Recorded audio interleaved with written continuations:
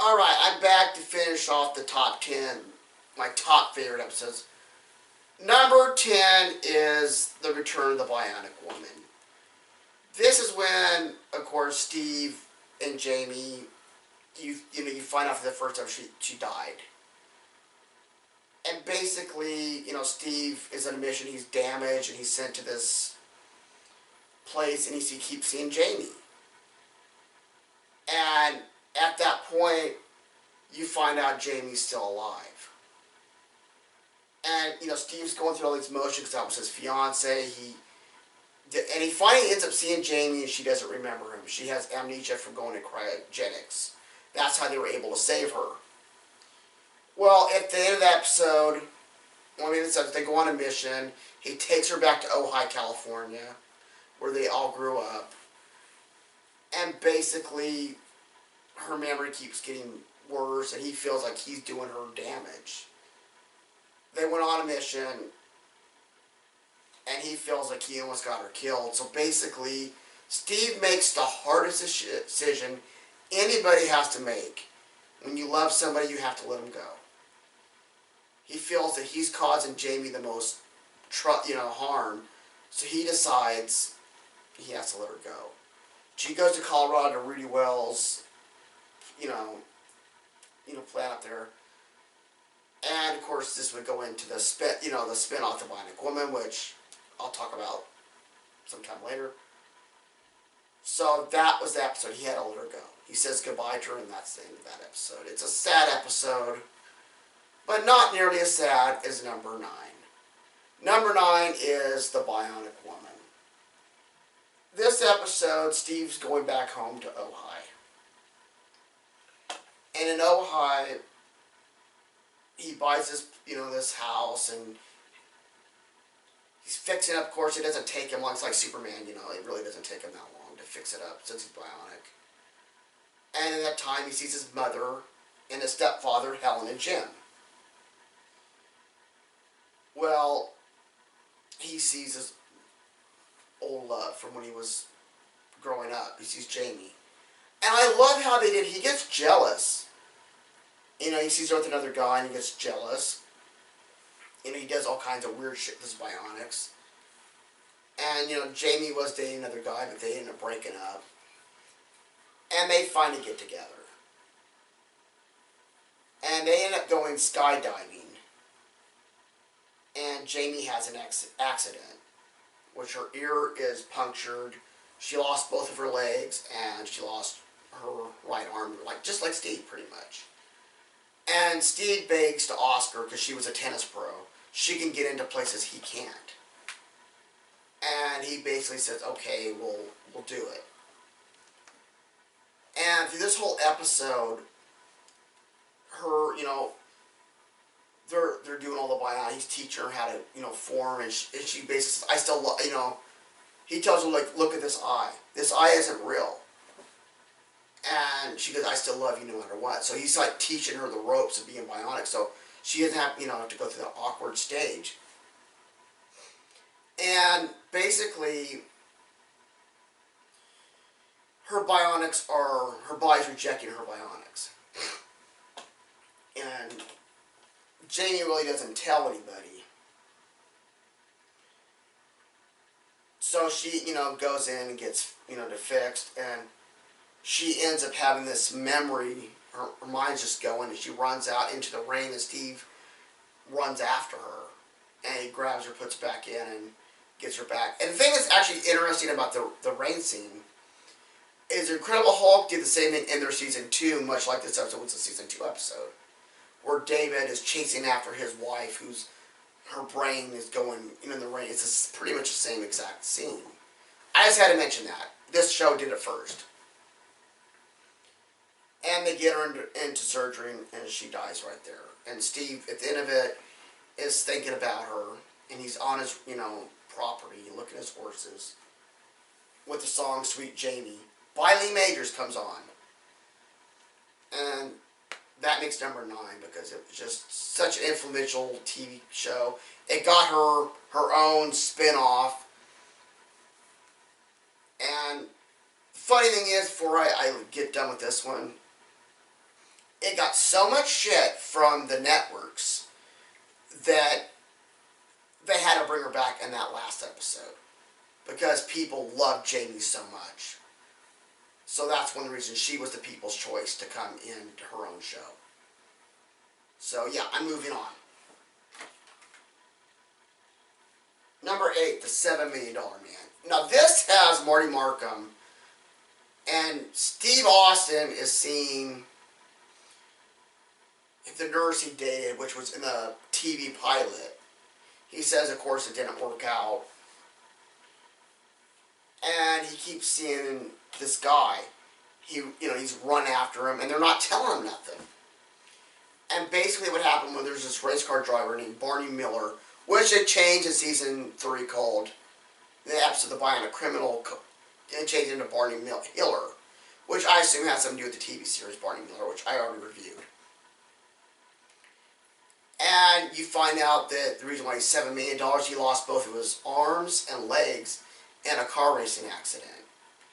And they want to put him out, to work as an agent. And they want Steve to show him the ropes. But the thing is, he's unstable. He's gonna beat up people, and they realize it kind of at the end, and he almost kills Rudy. So Steve has to save Rudy, and at the end of the episode, Steve said they neutralize the bionics, which means he'll still have the bionics, but he just won't have the superhuman abilities. So at the end of the episode, Steve says he'll be there and he'll help them get through this. And yeah, that's pretty much that episode. But it's an awesome episode. I actually have Marty Markham's doll from that episode, which they made it into the 2012 line, but I actually do have that. Alright, Carnival of Spies. This episode is a very interesting one. Steve Austin's chasing this guy, and there's this carnival. And what part is it, a spy to hang out as a carnival? That's perfect cover. Well, Steve talks to this girl that's, that works there. She says that, her uncle owned it. He says, well, he's looking for his uncle, and he's a private investigator. And she kind of helps Steve out, and then he ends up kind of coming clean with her and said, oh, I'm a secret agent. She goes, yeah, right. That line has been used. Which I thought was so funny because, a lot of guys at bars try to pick up girls like that. And yeah, Steve has to stop these spies in this carnival, from having their deadly weapon. And it's a really awesome episode. I just, love that whole scene in there where he goes, yeah, I'm a secret agent. And he's like, no, I really am. And she doesn't believe him. I just thought that was so hilarious. But the idea of having spies in a carnival is not a bad idea. And I'm really surprised James Bond or somebody else hasn't really thought of it.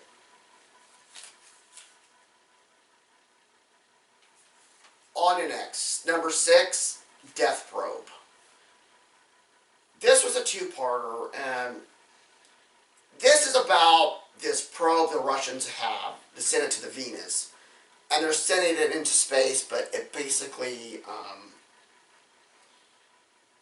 gets sent back to Earth, and it's only programmed for Venus's atmosphere. So it's tearing up stuff in a small town, and Steve is sent in to stop it. And Steve, fights it in the first episode, and it ends up messing up his bionic arm. And of course, Oscar says not even a bionic man could stop this. So, in part 2 of the episode, Steve's arm is completely useless, his bionic arm. So he's having to figure out a way to destroy this thing. He's only got his one real arm, and his legs are still functioning. So he's got to figure this out. So he comes up with the idea of them digging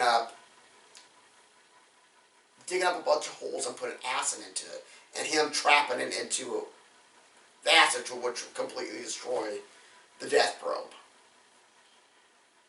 And, so the whole episode is like Steve's trying to he gets in this helicopter, gets it out, and he's trying to fly it with just his one arm. And I'm really not really doing the episode really great, the way I'm describing it, because it's a really great episode to see. It's kind of like the whole, Kit versus Goliath type of thing. It's awesome. And they also did, when the 600 Man toy line ended in 78, they did make a death probe. And it's not very easy to find. But it's, an awesome episode, and I had to really bring this one up. Stranger with the Broken Fork. This episode is probably one of my all-time favorites, because it's about Steve Austin, and he's, testing out this new aircraft. And his bionic arm is malfunctioning. And the atomic, powered in there, they said if he doesn't get to it soon enough, it will cause him to lose his memory. And I know a lot of shows during the 70s and 80s did this. It's not going blind, and this is something common. But this episode really stood out to me because he crash lands, he's in this little town, meets this woman, she picks him up, and Steve goes, she is holding this place for mentally disturbed people.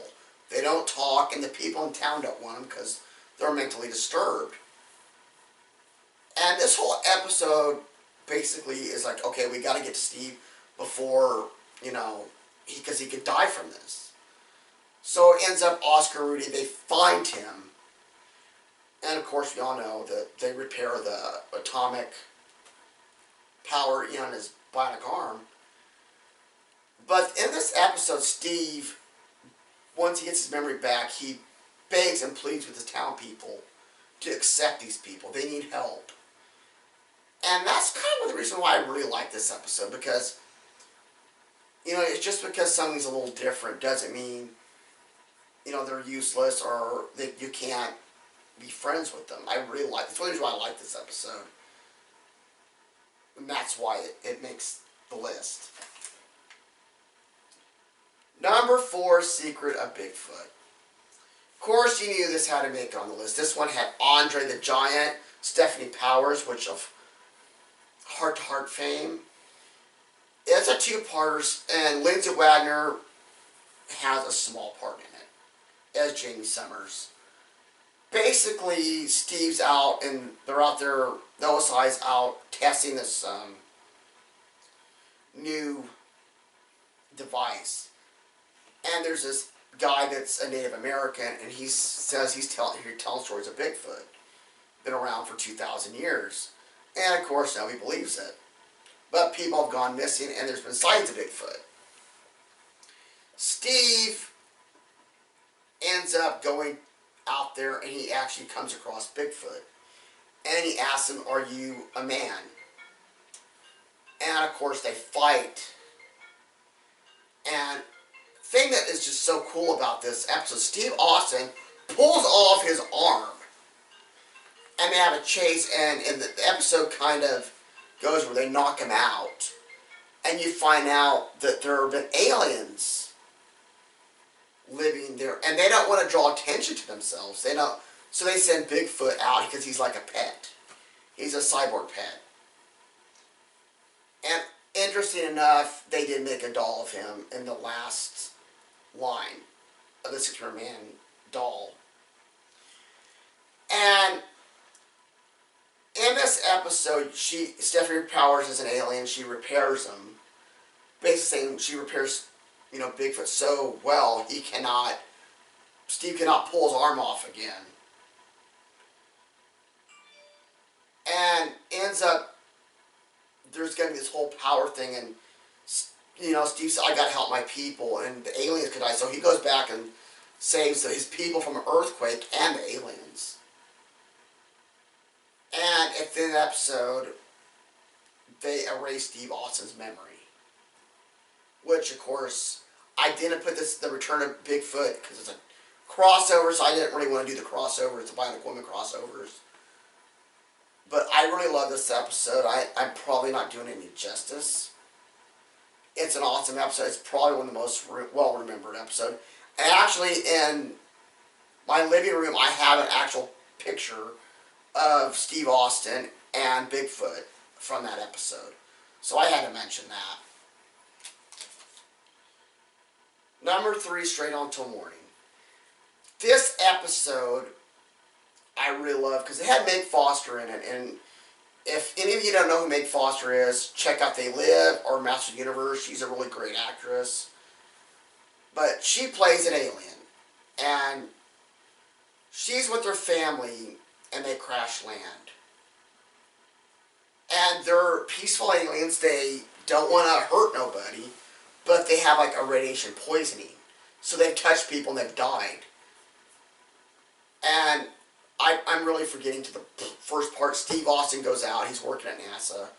And he sees this UFO. And he said he's seen one when he was out in space.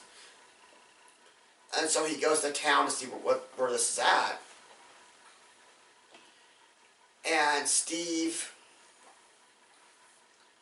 ends up meeting these aliens and befriending them. And he basically says, I'm not going to hurt you. I understand that, he's an astronaut, they're astronauts. And all they want to do is come to this planet and really not be bothered. Because they look so much like, humans. And the whole family ends up dying, except for Meg Foster's character. And Steve, in this whole episode, they're going to have this new rocket they're going to launch. And Steve basically wants to send her back to her ship so she can get help. He's doing the right thing. And then Oscar comes in. He's like, oh, he's being an asshole. He's not going to do it. And Steve's like, no, she needs to be saved. And at the end of it, he gets her back to his, so she can get help. And Steve puts his hand out to the window like this. And I just love this episode because one thing I loved about Six Man episodes is aliens were never the bad guys. Which is something kind of rare for that time. Until Star Wars. So, I really love this episode. It's probably one of my favorites. So, let's move on to number 2. Return of the Robot Maker. This episode is about the Robot Maker, and he makes a robot duplicate of Oscar Goldman. And in the duplicate of Oscar Goldman, he sends it in to infiltrate. They kidnap Oscar and infiltrate the unit. And Steve basically, they go on a double date, and he figured out how to make the robot eat and drink. And there's this part where Steve and Oscar stop into this cafe, and they have coffee, and the robot just guzzles the hot coffee, and Steve's like, something's not right here. Steve starts to put together that Oscar's been replaced with a robot. And he gets to this point, and Oscar is, he has it to the robot and Oscar, and they're like, no, Steve, it's me, I'm the real Oscar. Basically to confuse him, and Steve has this look. He knows which Oscar to go to. He goes to the robot Oscar, and he fights, and he gets his ass kicked for a little bit. And then finally Steve destroys it. He karate chops the robot's hand off. The robot's head off, excuse me. And the robot maker's like, how? I made the perfect robot. How did you know? And Steve, I'm not saying nothing, basically. And Oscar picks up the robot head and says, I'm going to keep this as a souvenir, Steve. Which, that's kind of creepy, Oscar. But at the end, Oscar says, Steve, how did you know which one was which? He was like a perfect duplicate. And he said, one thing simple, Oscar, robots don't sweat when they're nervous. I love it. This is just an awesome episode. Now we're up to number 1. The Day of the Robot. This was the first in the series with the character of the Robot Maker. Steve has a friend played by John Saxton. And, of course, he's replaced by this robot. And Steve figures this out, that basically, that the Robot Maker has, he's replaced because he squeaks.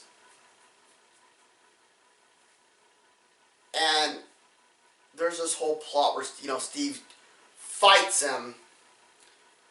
And they go out and they have this big fight. And actually, it was so interesting. Kenner did a commercial just for this fight scene. Not promoting this guy here or the doll Maskatron. No, they just showed this whole clip. Which I'm going to have put up on my Facebook. So, you know, any of you are interested, go to my Facebook and I'll show it to you there. But at the end of it, of course, you know, they have this battle and Steve just like pops the head off and you see this head come off, which is John Saxon, and Steve gets this like shocked look. And then it still baffles me how the fuck they did this. It's like, you know, you see the guy, he's like, and it's like, there's like all these wires coming out. It's like, I would love to know how they did this. This is an awesome practical effect. And, you know, it's probably done on a low budget for a TV show for back then. And this is actually the first episode you hear that na you know, in there for Steve's Bionics. And they have a battle, and once Steve destroys a robot, he picks up the face and looks at it. And of course, he gets his, you know, after that, they go to a commercial break, and then they come back, and they find his buddy's fine, and they lock away the robot maker. And he tells him, your problem was it squeaked. So basically, you know, it was because they called the robot Mr. X. And, you know, he's opened up, he's pulling up weights. I just want to know, if any of you worked there or you're the guy that was a robot, played the robot, I want to know how this happened. I just find this awesome. Because it's like today, yeah, that's done with the computers. Like, but this was a practical effect. And I'm like curious how the actors saw out of this. It's just an interesting thing, and I would love to know more. So if any of you worked on this, you know, like Lee Majors, if you could get a hold of me, I would be awesome. Or anybody that just worked on this, or the actor who played the robot, I would like to know, because I have a Maskatron action doll. And, you know, I have mine's complete, it's got all the faces, and I'm just curious, you know, how this was done. So, would you please, you know, if anyone will contact me that ever worked on the Six Yard Man, or Lee Majors, or Richard Anderson, any of you, please let me know how they did this. I'm just interested. It's an interesting practical effect. It keeps me wondering how they did it. And that's why I love this show. It's a show about a man that went through a disability and was given a second chance. It was at the time Vietnam veterans lost arms, they lost legs, they lost eyes, you know. And this character, which was in an accident, was able to get that second chance. And it was very popular out because the war of Vietnam had ended, and he's a colonel in the U.S. Air Force. So that's what I love about the show. It's just, you know, you're given that second chance to be a hero. I mean, who would not take that chance to be a hero? I've always wanted to be Steve Austin, and I heard that I'm not the only buddy. So, next time I will be doing my favorite Bionic Woman episodes. So stay tuned for that. Thank you for watching, and I will see you next time.